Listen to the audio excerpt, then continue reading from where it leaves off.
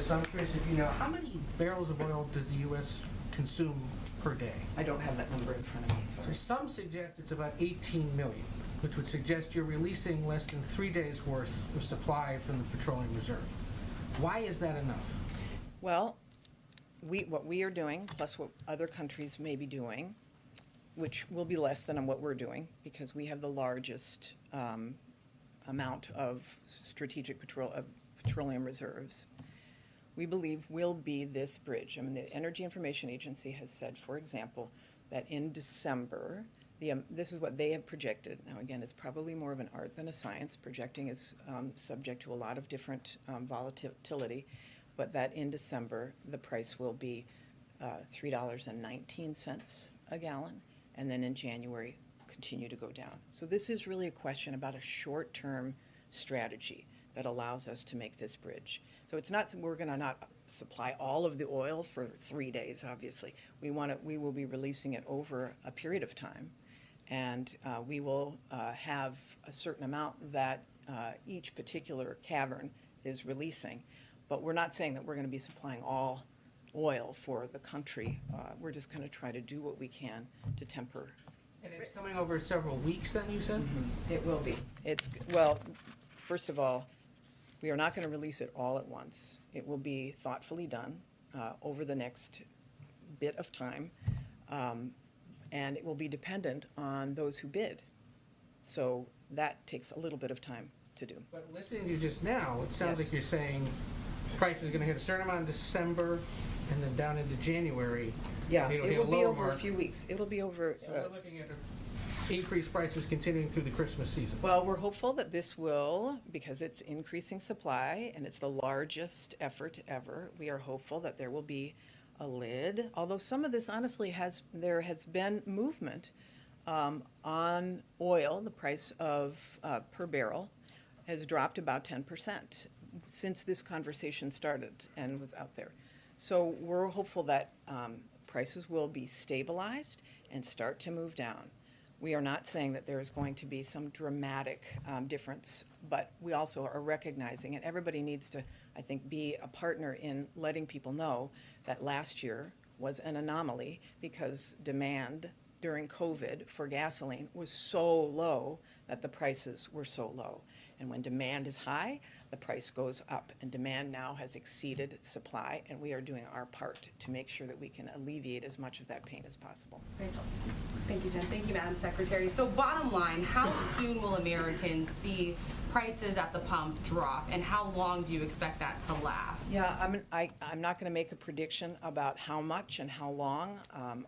What I'm saying is that this is the largest amount that we've ever done, and it won't happen tomorrow, but it'll happen over the next few weeks that people hopefully will start to see the difference. Before the end of the year, before the Christmas holiday? I think that people will start to see some tick down over the next bit. But again, we want to make sure that the gas prices at the pump are not being held artificially high for some reason. So as I mentioned, it is unusual that the price of gas at the pump doesn't drop at the same rate as the price of unfinished gas.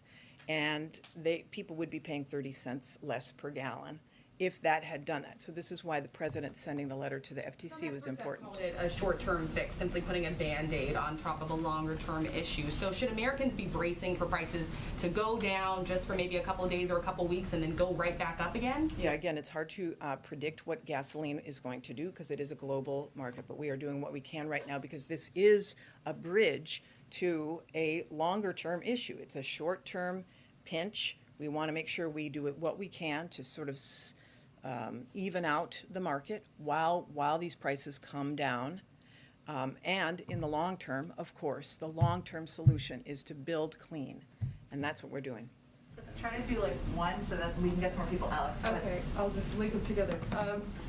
Would you say this is like a one-off, or will this become policy for the U.S. to rebalance the market in this way whenever OPEC starts to keep supply tight? Yeah, I mean, this is an unusual situation because we're coming out of a once-in-a-century pandemic. And so we have a very unusual mismatch between supply and demand. I do know that the president has got a lot of tools that he is looking at And those tools remain on the table. But this is an unusual situation. And one thing he mentioned, I'm sorry, in his speech was that China may do more as well, and I wondered if you could illuminate a little bit what he might be referring Yeah, to. I mean, China will make its own announcement, but I think the point is that the president has been doing everything he can to affect the global market as well by reaching out to allies who have, I mean, not everybody has a strategic petroleum reserve, and nobody's is as large as the United States. So. You addressed this in your comments, but I wanted to directly ask about, are you concerned at all that the short-term message here for the short-term problem of please drill more oil undermines the administration with its long-term goal, which everyone talks about as a key goal of completely transitioning the country toward clean energy? I mean, it's two very different messages. It is, well, I mean, the message is that we are in a transition, and the transition does not happen overnight. And we recognize we're not going to flip a switch and be completely all clean because we haven't done the investment necessary. The president just signed the bill. So this is a short-term strategy to make sure that people are not hurting, and the long-term strategy to make sure that the country doesn't hurt into the future is to build clean. Monica, last one. You just mentioned, Madam Secretary, that the administration is still considering some other tools at its disposal. We saw the main one today. What are the other ones actively being considered and under what timeline? Yeah, I'll just say this, that the president has got a few options, and he will be the one to announce. All right. Okay. Thank you.